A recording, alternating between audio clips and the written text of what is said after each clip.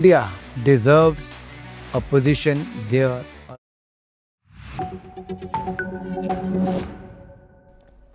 Hello and welcome, I'm Thomas Porteous and you're watching the World Report on NewsX World. Let's take a look at some of the top headlines of the hour. 2 people are killed and 8 others injured critically in a shooting at Brown University in the United States. Authorities say the gunman remains at large as the investigation continues.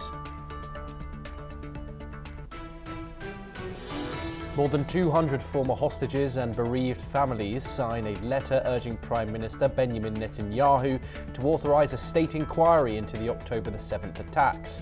They call for truth and accountability over security failures and the state's response during the Hamas-led assault. Thailand's caretaker Prime Minister says there is no ceasefire with Cambodia and the military will continue operations along the disputed border.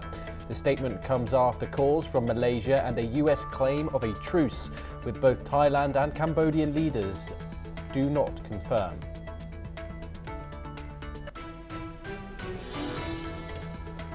President Donald Trump warns of very serious retaliation after US citizens are killed in an attack in Syria blamed on Islamic State. Trump says Syria's president is devastated by the attack and stresses Syrian forces are fighting alongside US troops.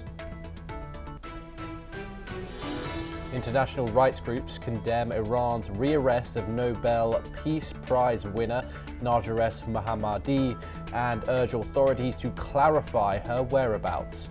Her lawyer says Mohammadi is detained after speaking out over the suspicious death of a fellow rights lawyer in Mashhad.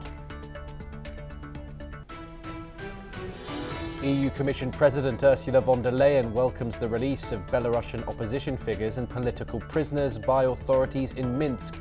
She says the move should strengthen efforts to free all remaining detainees and keep pressure on Belarus over human rights. UN Secretary-General Antonio Guterres condemns a horrific drone attack on Bangladeshi peacekeepers in Sudan that kills 6 and wounds 8 others. Guterres warns such attacks may constitute war crimes and says those responsible must be held accountable. Police say around 70,000 people rally in Nepal for the party of ousted former Prime Minister KP Sharma Oli. The gathering near Kathmandu is the largest since anti-graft protests forced Oli from power 3 months ago.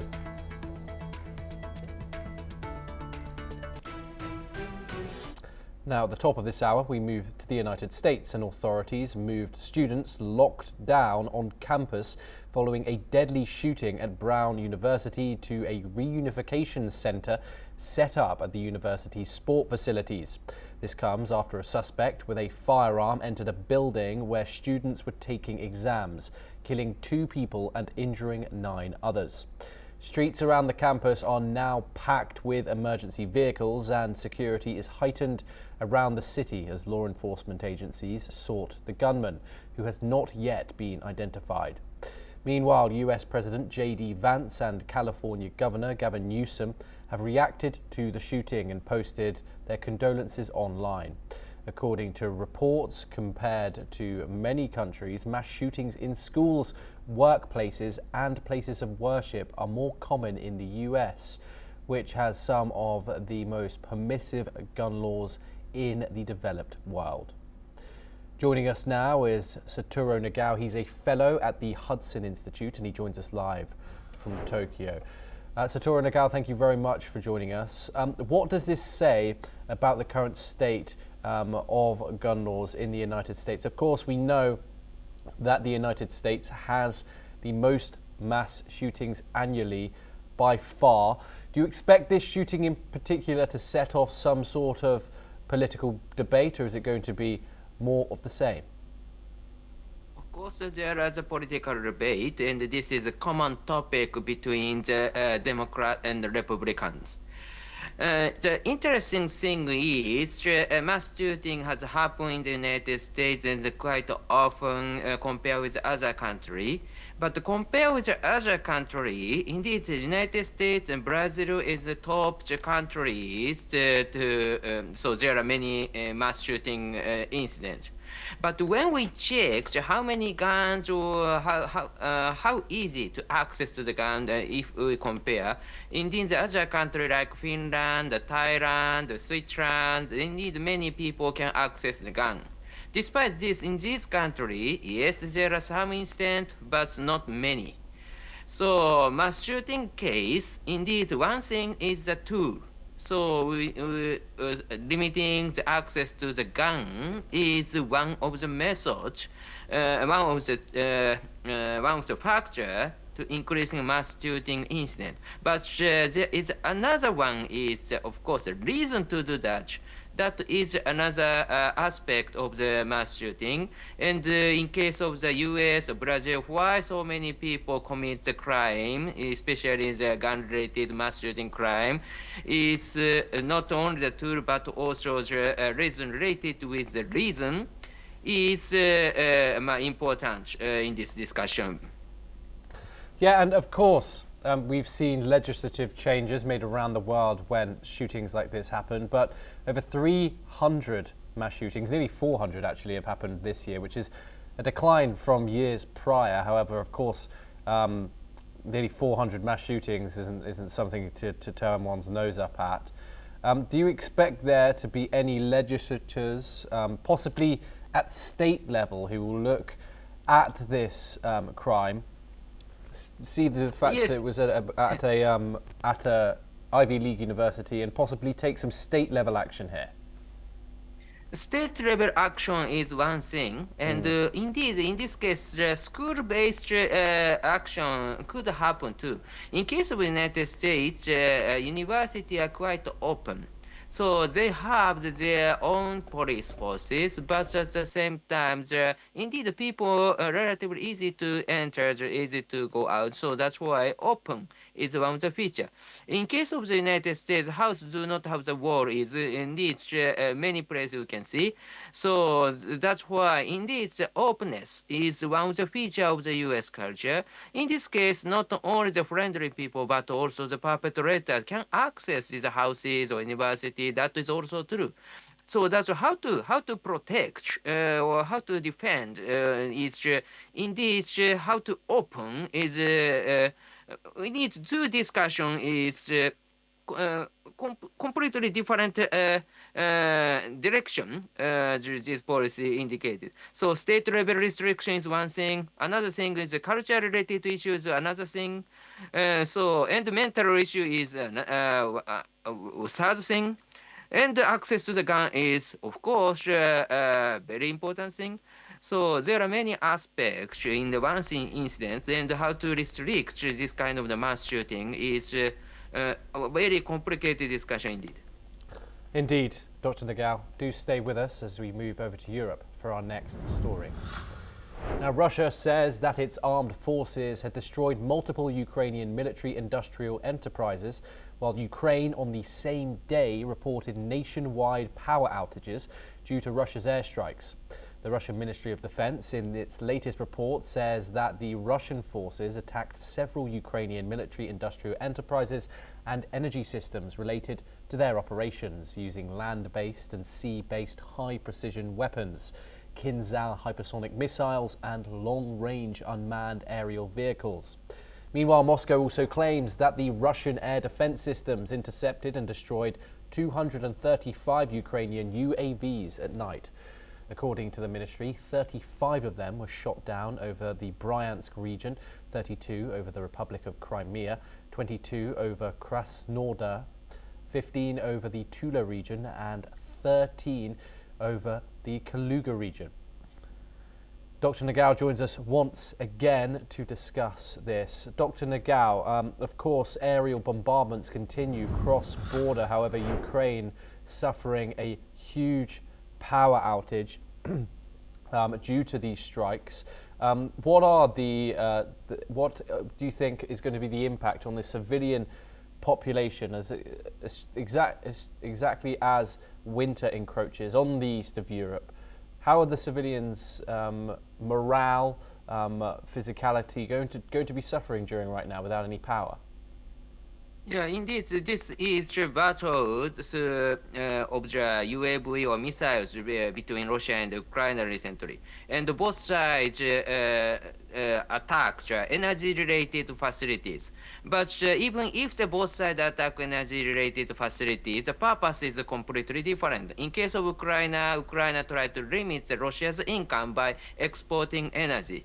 In case of the Russia, the destroying energy facility and try to persuade Ukraine's people who face a very serious cold situation because of the lack of heater. So that's why Russia's attack towards energy-related facility is indeed indirect attack to the civilian's life and try to persuade you should be surrender, something like that. So that's why recently both sides focusing on attacking the energy-related facilities. Interesting thing is how many UAV, how many missiles both sides can prepare to attack these facilities.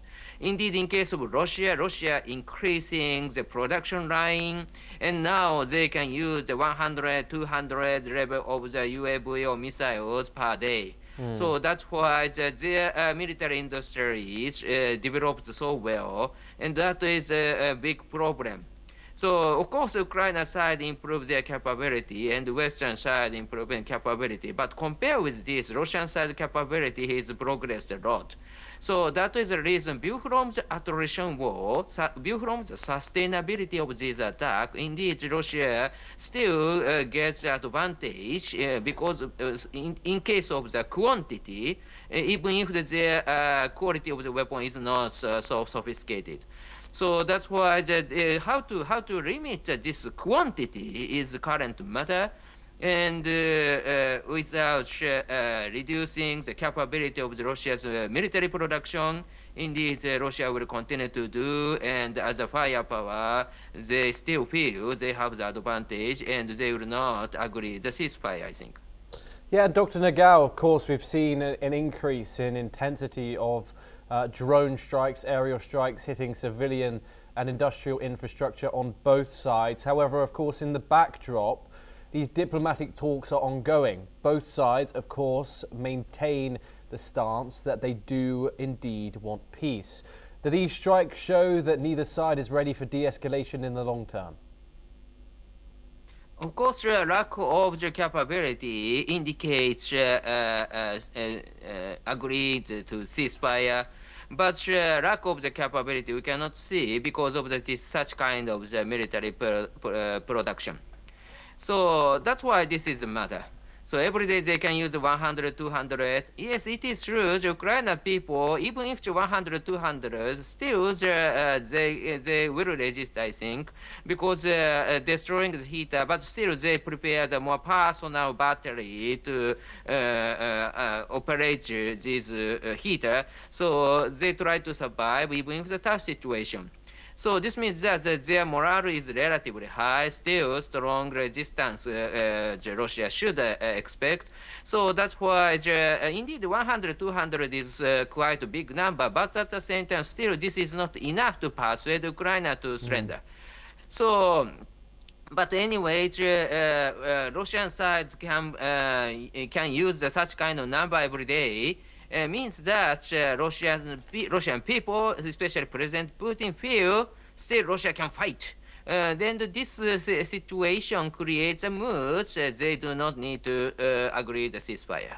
Something like that is unfortunately true, I think. And Dr. Nagao, of course, there's going to be a meeting this weekend between Ukrainian President Volodymyr Zelensky and US. We know that Steve Witkoff and Jared Kushner are going to be present, and also European representatives, all in Berlin, to discuss what they're calling the fundamentals of peace. Zelensky has said that Ukraine needed a dignified peace, and that and a guarantee that Russia, which of course invaded Zelensky's country in 2022 would not attack again. What are the major sticking points here coming into these negotiations from the Ukrainian side, the European side, and the United States in Berlin this weekend? In case of the ceasefire, the both sides believe they can declare the victory in this battle. That's why they will agree. So in this case, two issues matter, and one is the territory, another one is securing Ukraine. So that's why in case of the territory, the U.S. tried to persuade Ukraine to consider a little more, and Russia, because of without this, Russia cannot say they win the war. But at the same time, Ukraine need to say that they also need to say the victory. So that's why the securing Ukraine is a matter. So how to secure after the ceasefire, that is a matter. So U.S. promised Ukraine the U.S. will protect Ukraine. But a little bit ambiguity if Ukraine fail, Ukraine cannot agree. So that's why these negotiations, the territory and the securing Ukraine, these are two issues, and Russia will get the territory. Instead of this, Ukraine can get the security. That kind of deal is needed. So in Berlin, maybe which one is a critical point, they are talking detail of these two. That will happen, I think. Yes, Dr. Satoru Nagal, thank you very much for joining us here on NewsX World. It's a pleasure to have you on the programme. We now move on over to the United States for our next story. And US President Donald Trump has acknowledged that it will be difficult for Republicans to retain control of both chambers of Congress in the 2026 midterm elections. According to reports, Trump said that while his party should win, history and statistics make holding power in midterm contests a tough challenge. The elections, scheduled for November the 3rd, will see all 435 seats in the House of Representatives and 1/3 of the Senate up for grabs. Republicans currently control both chambers, though the ruling party has traditionally struggled in midterm contests. Trump pointed to what he described as multi-billion-dollar investments and strong economic performances, saying new projects in manufacturing and artificial intelligence are underway. However, he admitted it remains unclear when voters will feel the full impact. Despite steady economic growth, rising fuel prices, uneven job gains, and voter concerns about daily costs have weighed on public confidence, making the economy a central issue heading into the midterms. Joining us now is Dr. Ajay Jua. He's a former Secretary of Commerce and senior economist. He joins us live from New Delhi. Dr. Jua, thank you very much for joining us. Of course, Donald Trump's staple economic policy, tariffs. Of course, that hasn't gone down amazing with the American public when it was initially announced. Of course, stock markets crashed across the world due to the fact. However, when Donald Trump starts making these trade deals, some people decide to think that maybe he's done the right thing. Maybe America has, in fact, finally designed something to break its reciprocal ranks. However, under Donald Trump, the likes of groceries, the likes of fuel and other commodities that are simply on the shelf have been, in fact, increasing, whether it be single digits or double digits. How important is this to the American electorate, particularly as we saw Biden, his main staple disaster in that campaign that Donald Trump kept going back to was inflation. How do you expect Donald Trump to do with his current economic policy due to the fact that that is the leading cause of concern for Americans? Thank you very much, Mr. Thomas.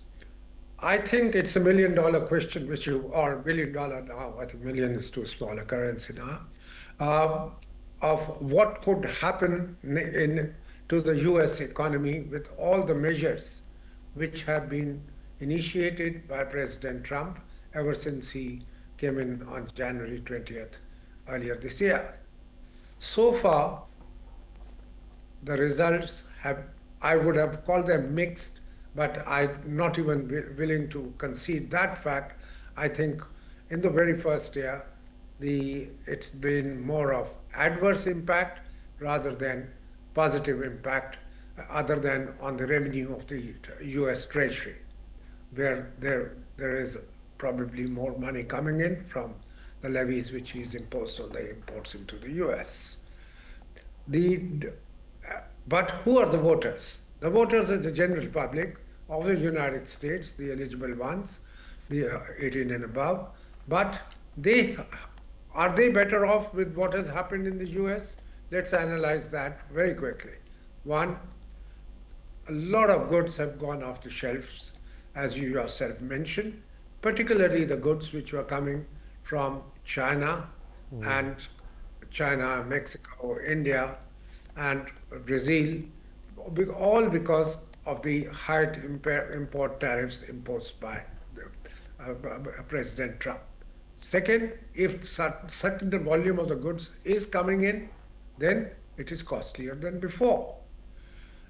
Along with that, the compensation would have been that if these things are required to be suffered by the public and the voter at large, is the employment increasing?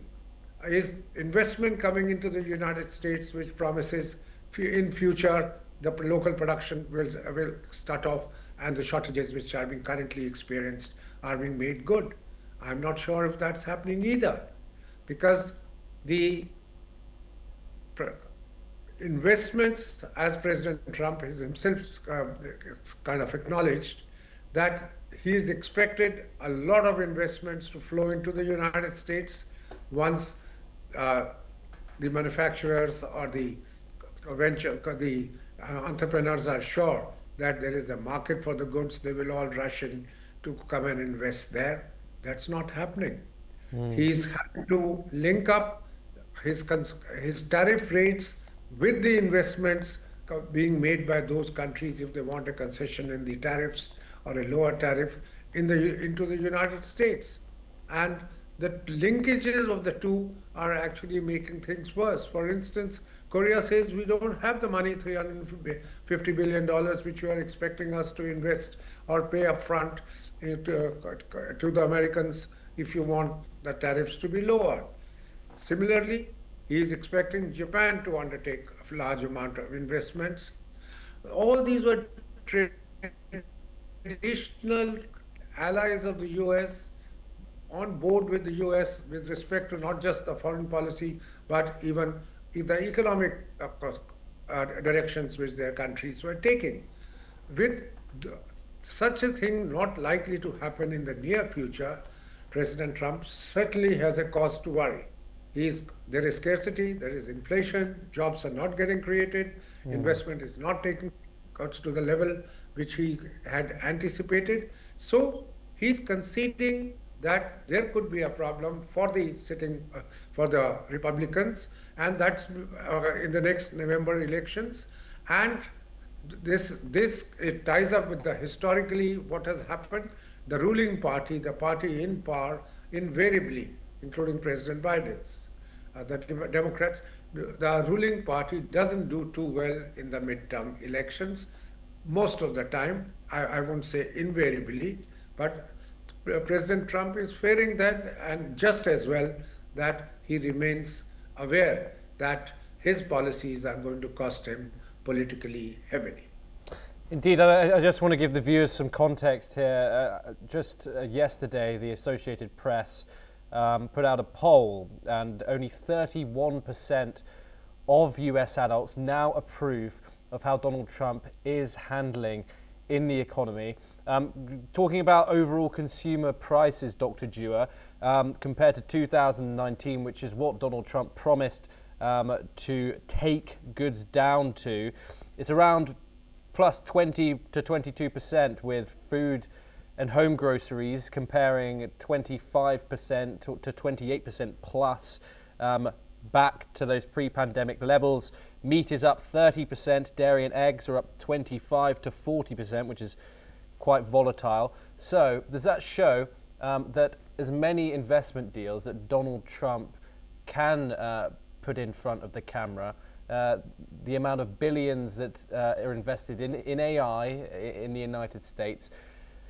The fact of the matter is that Americans, working Americans, are probably feeling this pretty hard. Yes, indeed. The fact of the matter is promises of investment must start yielding results.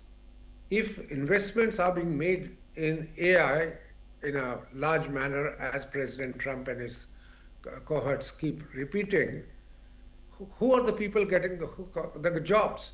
It's not the Americans as yet, because they are not skilled enough. They are not digitally not equipped to the extent required to be taking the AI revolution or the AI transformation at a pace which is required. The jobs are still being held by people who are probably already in the US. It might be Chinese, it might be Indians, it might be immigrants from elsewhere in the world. But the fact of the matter is they are better equipped, their availability is large and at probably more reasonable wage levels than the Americans themselves. So unless the things go in parallel, the benefit would not go to the Americans, to the even of the investments when they start yielding results. So if along with that, President Trump starts checking the professionals' influx into the US, make it tough for those who are who was already there but coming up for renewal. If those kind of restrictions get imposed, I think he's compounding the adverse effect which has already become visible. Dr. Ajay Jua, thank you very much for joining us here in the NewsX World. Pleasure to talk to you. We now move over to the United Kingdom next, and TV presenter Jeremy Clarkson has banned all MPs from the ruling Labour Party from visiting his pub, which is located in the Cotswolds region of south central England. By banning all Labour Party MPs, he has joined a nationwide campaign called No to Labour MPs, recently launched by the owners of drinking establishments to express their disappointment over the increase in taxes. Sharing a brief post on X, Clarkson has said that MP Marcus Campbell Savers will be the only exception to his new pub rule, which is an interesting thing to note because Marcus was expelled from the Labour Party just last week after he voted against the government's budget. Now we move over to Southeast Asia. And renewed border clashes between Cambodia and Thailand have entered a second week, despite US President Donald Trump claiming a truce had been agreed. Thai officials, however, denied any ceasefire, saying clashes continued into Sunday. The fighting stems from a long-standing colonial-era border dispute along the 800-kilometre frontier and has forced around 800,000 people from their homes. At least 25 people have been killed, including 14 Thai soldiers and 11 Cambodian civilians. Both sides accuse each other of instigating attacks and targeting the civilians from the other side. Thai authorities reported Cambodian shelling overnight, while Cambodia said Thailand continued firing mortars and bombs into border areas. Local residents remain anxious for the violence to stop, fearing for their homes, livestock and safety as the conflict shows no sign of abating.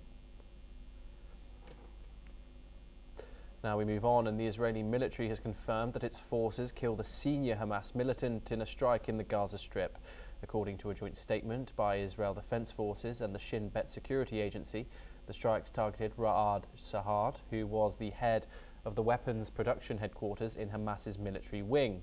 The Israeli military claims Saad was directly responsible for violations of the ceasefire agreement by Hamas in recent months, accusing him of leading the continued production of weapons during the ceasefire.